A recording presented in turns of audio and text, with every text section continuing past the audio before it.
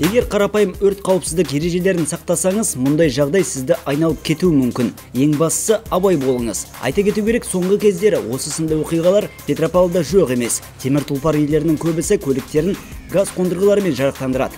Алайда сақтық ережелерін ұмыт қалдырады. Рекомендуется не менее 2-литровый огнетушитель. Жеңіл тұлпарларда 2 литрлі өрт сөндіру құралы болуы қажет. Ал автобустар мен жүк көліктеріне 5 литрлік қондырғы қарастырылған.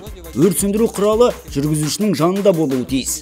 Газ қондырғыларының дұрыс орнатылмауы өрт шығуының бір себебі болса, көлікті қашықтықтан от алдыруда қайғылы оқиғаға әкеп соқтыру мүмкін. Төтенше жағдай басқармасының мамандары мұндай жайттарды болдырмау мақсатында қала көшелерінде рейд ұйымдастырды.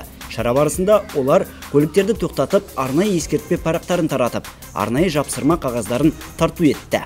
Сақтық керек бізге. Огнетушитель дегенің регулярно, оның өзі мерзімі болады. Мерзімі бітпей тұрып, оны немесе ауыстыруға, немесе зарядкаға беру керек.